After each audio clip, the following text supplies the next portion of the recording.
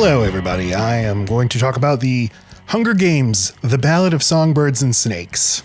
The title rolls off the tongue, but I went to the movie theater with my neck pillow and my fan and my fidget spinner, and I went and saw this movie, and I saw it with my wife and my 13-year-old kid, and we left the movie after, 2 hours, 45 minutes. It is a very long movie.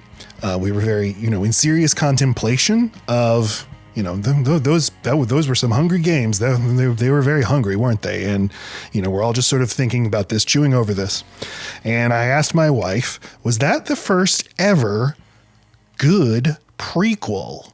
So thinking about it some more, because I liked this movie. It's quite good. You should go see it. But I am going to front load this video with some negative stuff, some skeptical stuff.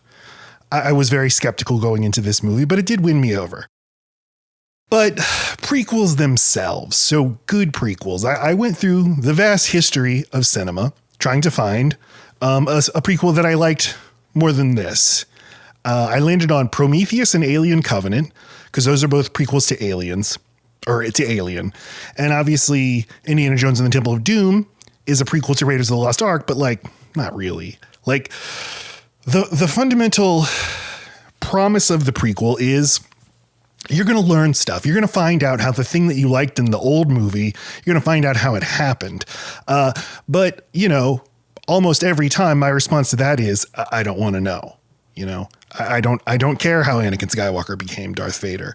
And, with the Alien prequels, I don't want to know about the space jockey. I just want to let the mystery be. I like those movies. I like Alien Covenant and Prometheus because they're well-made movies set in a universe that I like, but I don't care about learning more about the world. And then, obviously Star Wars, it turns out that learning how Darth Vader, turned to the dark side, makes it worse, makes it less interesting. So that's usually my take. But the idea of here, the Hunger Games, Songbirds and Snakes, is find out how the villainous President Snow, how he became a bad guy. And I would hear that and think I do not care, don't want to know, couldn't be less interested.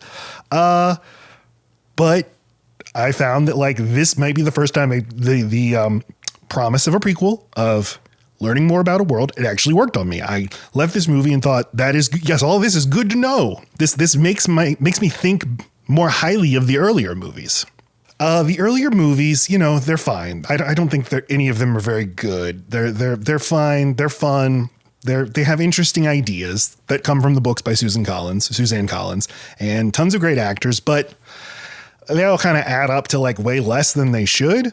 And the director of the new movie is Francis Lawrence, and he directed the final three Hunger Games movies. The first one was directed by Gary Ross, and then Francis Lawrence took over. And everyone makes a comparison to David Yates, who directed, the final four Harry Potter movies and then directed the Fantastic Beasts movies. Like David Yates, Francis Lawrence, he seems like he'll just get the job done. He'll keep the train running, but not necessarily add anything, any added value to what you're seeing. I mean, his job is take the books that people love and just put them on screen.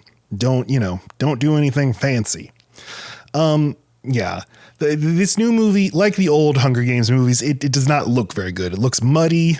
I mean, I know it's supposed to be depicting a dark and dank and depressing world, but I don't know why it has to look so just bleh.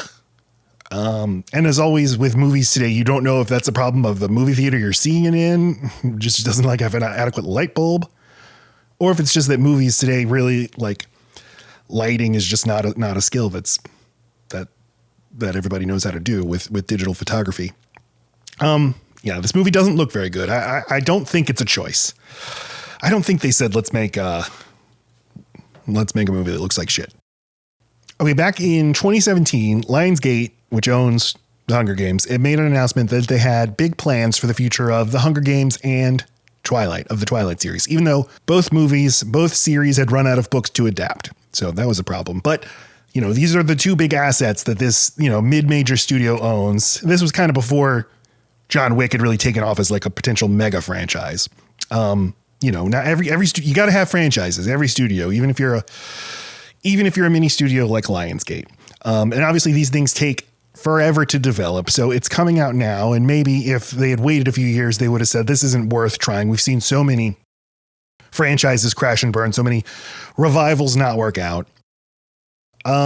There's no reporting to suggest that the studio went to Suzanne Collins is a senator, Suzanne Collins, and like made her write the book under duress. It's not, there's no proof that this is like a Thomas Harris and Hannibal Lecter situation where like the studio's like, we're going to make a new movie with or without you. And he's like, well, I'd rather participate. So I'll write a book that I might not have otherwise written. And then you can adapt that book. But Suzanne Collins writes The Ballad of Songbirds and Snakes. It's published in 2020.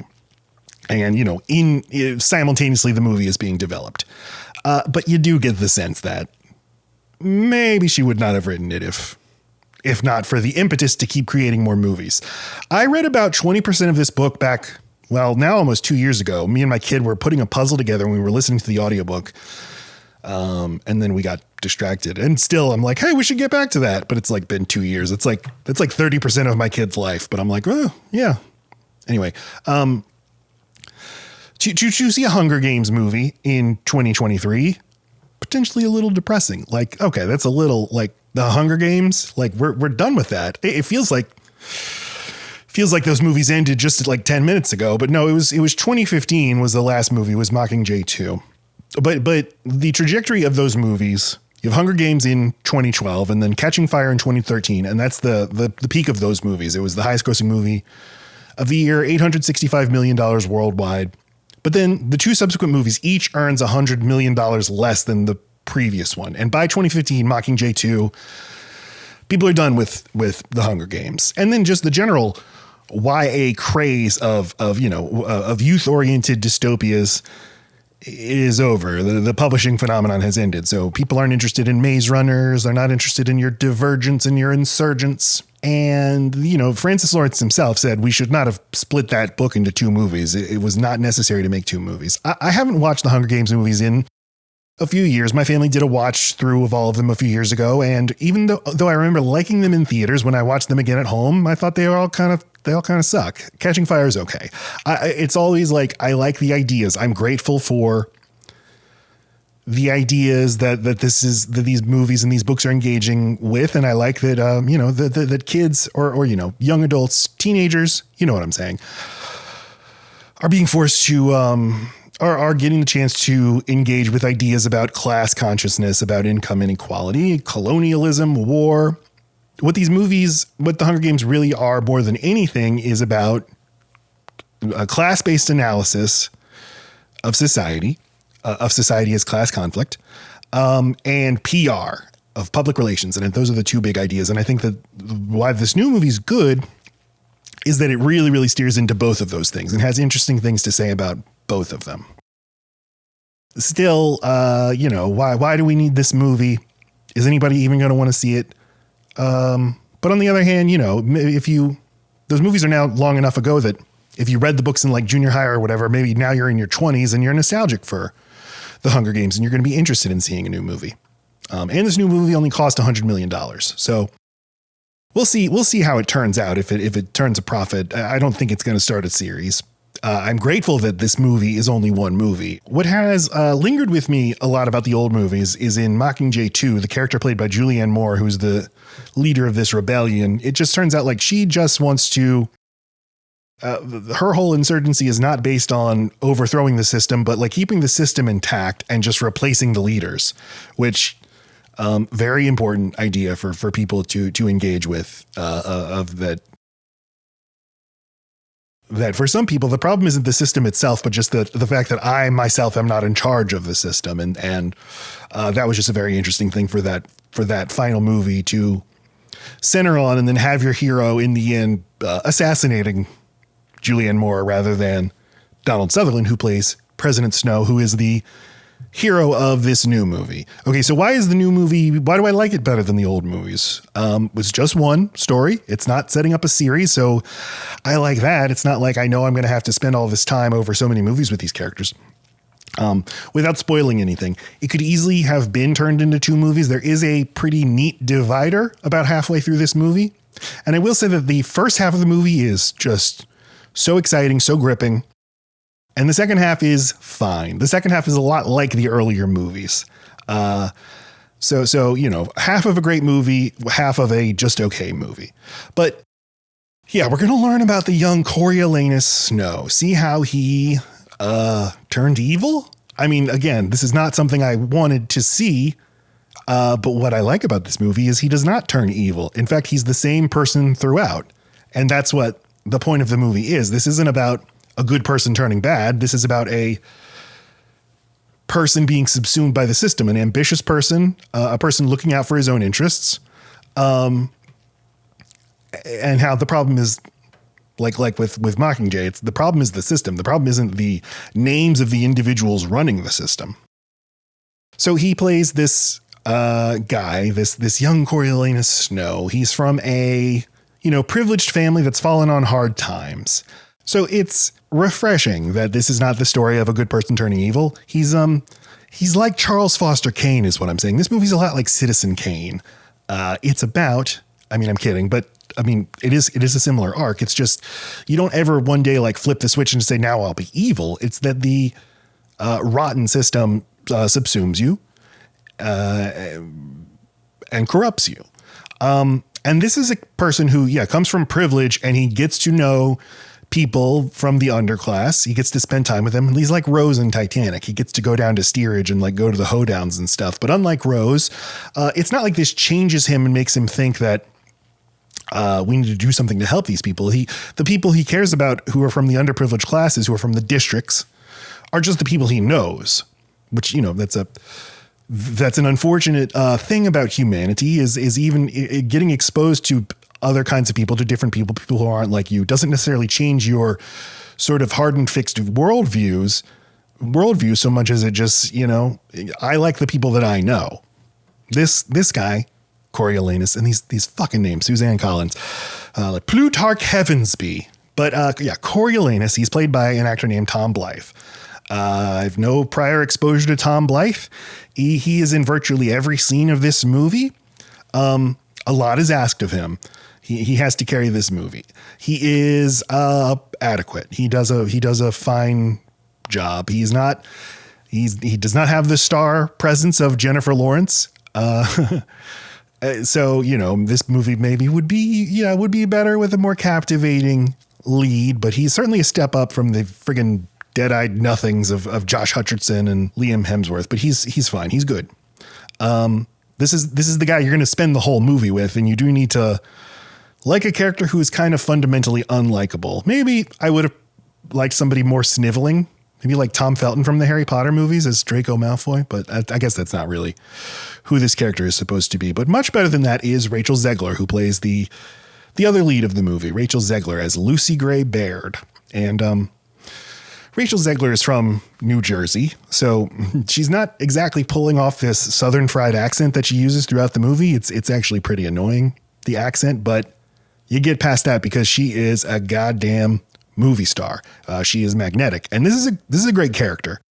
Rachel Zegler was so good in Steven Spielberg's West Side Story, so good at portraying yearning. She yearns, and she plays that here too, but this is a very different character from Maria, who she played in West Side Story. She is a poor girl or poor young woman from District 12 who gets selected as a tribute for the 10th annual Hunger Games. In this movie, the Hunger Games themselves, they're not brand new, but they're still... And they're not the like well-oiled pageant, majestic extravaganza that they are in the Jennifer Lawrence movies. We're seeing how they're being built. But this is like the early Super Bowls where the halftime show. It's not like it's Madonna for the halftime show. It's the local marching band. They're figuring out how to make this a spectacle. So she is selected as tribute from District 12. And then they have this thing where they're going to make the rich kids from the district or from the capital. They're each going to be paired up with the tribute, and they have to mentor that tribute. And if their mentee wins the Hunger Games, then they get a prize of some sort. And Coriolanus Snow, he really wants this prize. Give me that prize, he says. He really wants it. We get to meet his like stuffy classmates. They're all competing against each other. It's like a Hunger Games of its own, these guys. But we get to meet some of the adults. I keep bringing up the Harry Potter movies, but like the Harry Potter movies, you get lots of great character actors playing these adult roles. And we have Dr. Volumnia Gall. What a name. But she's played by Viola Davis, who is just having the time of her life. She's so fun in this movie. She's going as big as possible. She plays the person who's basically in charge of the games. She's always tinkering in her labs. She's trying to come up with like more mutant animals or whatever. We meet the dean of the school, Mr. Casca Highbottom. These names. Peter Dinklage plays Professor Highbottom. He apparently, the character, has a backstory where he was friends with Coriolanus Snow's father, and they created the Hunger Games together and then had a falling out. And now he hates Coriolanus Snow. And like Harry Potter, it can be annoying how everybody's parents had relationships with each other that inform the present. But at least this is a movie about privilege and, inherited wealth and generational connections. I mean, it does reflect reality. Peter Dinklage, he's doing his Peter Dinklage thing. He's a sad drunk. He's seen it all. He's seen some shit. I think Dinklage, unfortunately, can kind of sleepwalk through roles he's not engaged with. And that is kind of the case here, but he does come alive. There's a pretty big scene that he has, his big moment where you're like, okay, there's the actor who's, just one of the most electric actors of our time. Each one of these rich kids, gets assigned to a contestant in the Hunger Games, and they have to help them. And Coriolanus is paired with Lucy Gray. This is the central relationship of the movie, and they start to develop this connection with each other, even though Coriolanus's father was killed by a rebel in the war, in whatever war that preceded this movie, the uprising and the capital won against the districts. I'm sure I could look up on Wikipedia to learn exactly how this all worked, but I think that this movie deepens the dynamic between the capital and the districts, makes it more colonial. The capital is an occupying force over the districts, and I like that. The districts themselves, we get the sense. I mean, obviously, they're just named district and then a number. So it is literally like a divide. Just divide and give arbitrary designations to these places. This movie makes the dynamic between the capital and the districts a lot more clear, at least to me, than it was in the earlier movies. It's much more of a colonial relationship than I realized. The capital is an occupying power in the districts and created the districts as designations, as political boundaries that didn't necessarily exist beforehand. Because like Lucy Gray, she's from a nomadic singing people. I think they're called the Covey, and they didn't live in District 12. They were just there when the district boundaries were drawn. And so now they're stuck there. And I mean, this is a thing that happens all the time throughout history. Political or borders don't necessarily reflect history or the relationships between and among people, and their connection to the land. And again, a very, very important thing for a young audience to be exposed to. Lucy Gray, she gets selected as a tribute from District 12, and she knows she's fucked. She knows she's going to die, but she knows that her death is inevitable now. But she's also like a supreme wise ass, and she's not going to go quietly. And that attitude like really makes people are won over to her side, and Coriolanus becomes very enamored with her, and then they develop a relationship with each other, and he's like, okay, I can help her, and not only will I win the prize, but I also like her. So this is where I like the prequel-ness of this movie and its connection to the earlier movies, because you can see the Hunger Games themselves in their infancy and see how the people who are doing them are figuring out what they need to do to make the Hunger Games really work, to advance their goal.